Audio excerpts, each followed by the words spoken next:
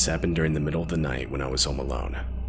I was in our house's living room when I felt my phone buzz from inside my pocket. I pulled it out and noticed it was a text from an unknown number.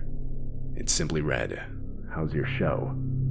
Now, I was in fact watching TV, but I thought it was either spam or someone that had the wrong number, so I deleted it and kept on with my night.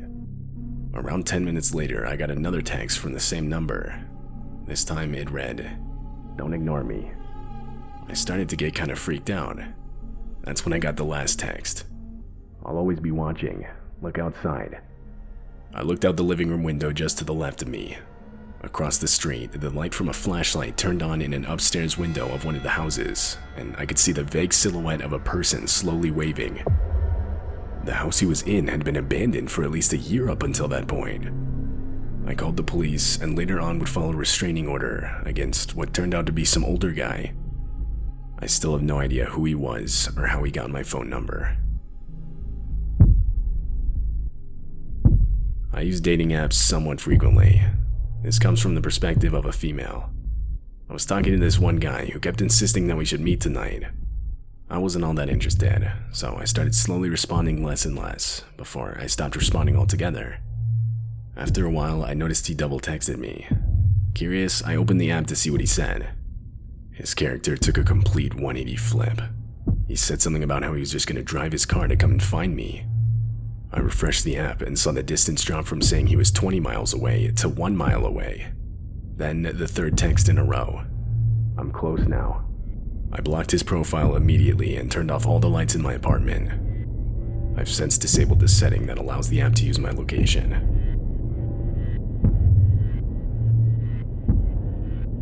When I was in high school, I used to play a lot of CSGO. I remember one game in particular. It started out fine. The teammates I got paired up with were actually pretty nice. But later on we started losing, and one of them started getting really aggressive towards the rest of us. I remember I told him something like to calm down, or just to relax because it was just a game.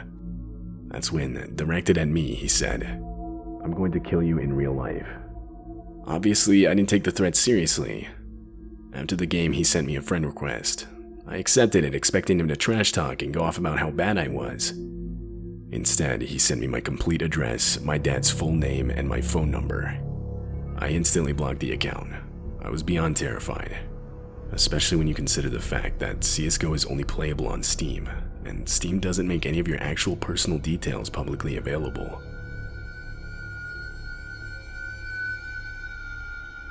I was solo tent camping at a campground in the mountains.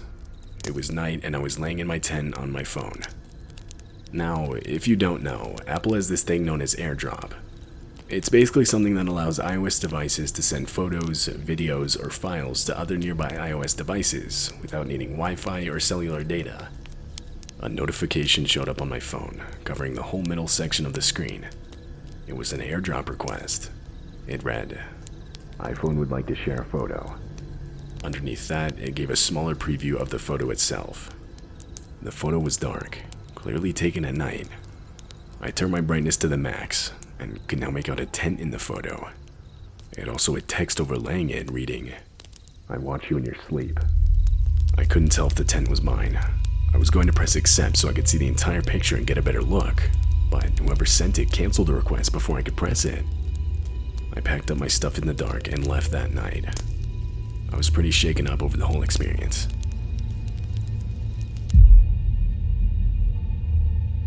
I run a small business in my area which I have my personal phone number attached to. Basically, customers will reach out via text or sometimes a phone call to request an order. I'll then manually deliver the product to them at a predetermined meetup spot. One day, I got a text from a customer who I met up with about a week prior. I assumed it would just be a thank you or a review, as I often get those. I opened it, but oddly it just said, "I like your shirt." I remember specifically I was wearing a shirt with this Transformers logo on it at the time.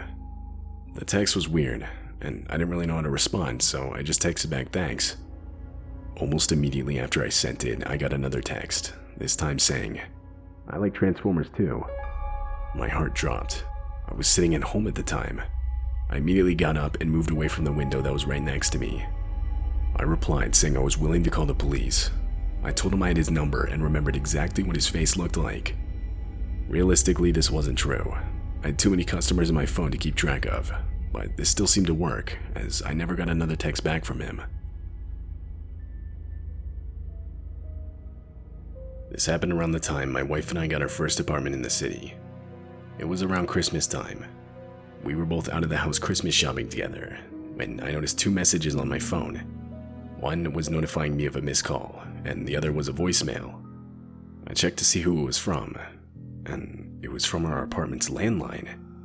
We didn't live with anyone else, and on top of that, my phone was brand new, so no one even had my new number yet. We decided to listen to the voicemail, but it was no longer than a couple of seconds. All we could hear was the sound of someone hanging up the phone before it went quiet, followed by the dead tone. As far as we know, the only way someone could have used our landline was by entering our apartment, but nothing else came of the situation. We still don't know what exactly happened that day.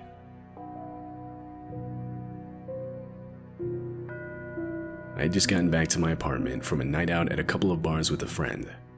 I was in bed and drifting off to sleep when my phone went off. The same friend I was just out with had texted me.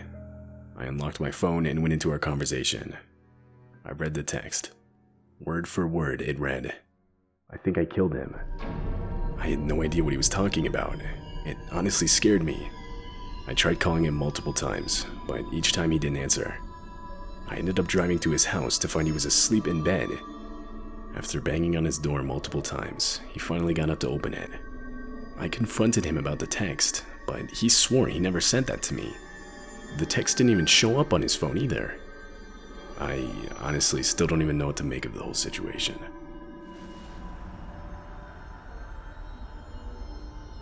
Sometime last year, I was on my phone when I noticed I got a message notification on Facebook.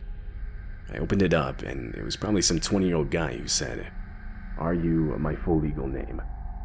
Now, no one really knows my full name, so I figured it had to be someone I knew.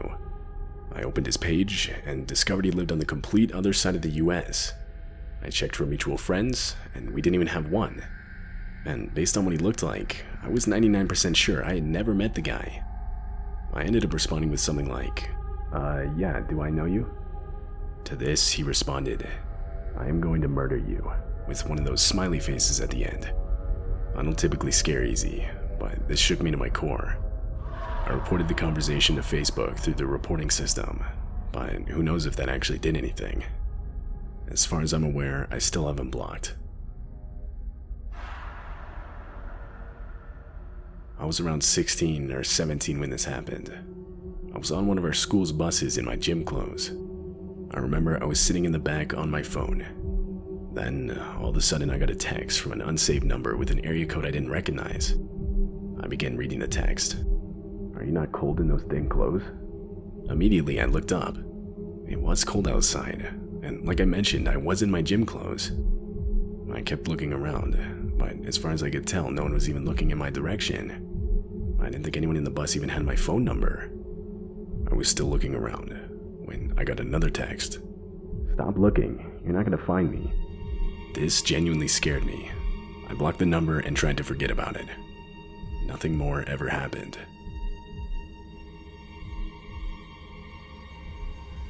I often get off of work late at night. This night was no different. I live close to where I work, so I just walk. I was doing just that when I got a text. "Turn around, I'm at the end of the street." I had the number in my contacts. It was a kid I vaguely knew from school. I turned around and saw headlights at the end of the street growing closer. I was extremely creeped out. When he pulled up next to me, he insisted he give me a ride home, to which I sternly rejected. After much pleading, he eventually drove off. How he found out where I worked, and more importantly when my shift ended that day, I never found out.